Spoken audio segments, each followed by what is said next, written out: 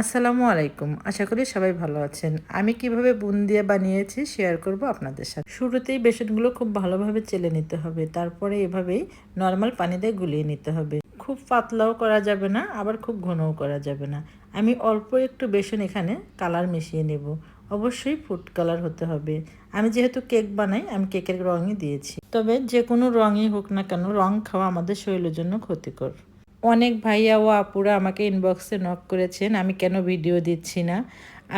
আমার ছেলের বিয়ে ছিল, তাই আমি এতদিন ভিডিও দিতে পারিনি।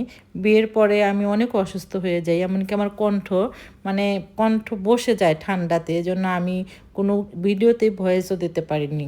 আলহামদুলিল্লাহ, এখন আমার শরীর স্বাস্থ্য সবই ভালো আছে, রোজা করছি আপনাদের দোয়ায়। আর আমার ছেলে ও ছেলের বউর জন্য সবাই দোয়া করবেন। চিনি পানিতে দিয়ে দেব লেবুর রস, যেন চিনি পানিটা জমাট না হয়ে যায়। এখানে একতার বা দোতার এরকম কোনো কিছুই করতে হবে না। বুন্দিয়াগুলো দিয়ে খুব ভালোভাবে বলক তুলে ঢেকে রেখে দেবো প্রায় 3 থেকে 4 ঘন্টা। চুলা থেকে নামিয়ে রেখেছিলাম প্রায় 3 ঘন্টা। আমি মাঝখানে উল্টিয়ে দিয়েছিলাম।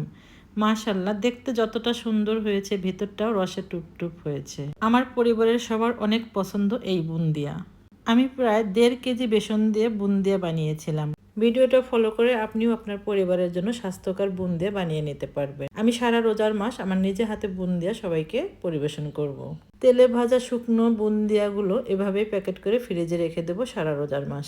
প্রয়োজন মতো বের করে তখন চিনির শিরায় দিয়ে নিব। আমার ভিডিওটা ভালো লাগলে লাইক, কমেন্ট, শেয়ার দিয়ে আমার পেজের সাথেই থাকবেন। সবাই ভালো থাকবেন, সুস্থ থাকবেন। আবারও দেখা হবে অন্যভাবে অন্য কোনো ভিডিওতে। আল্লাহ হাফেজ। আসসালামু আলাইকুম।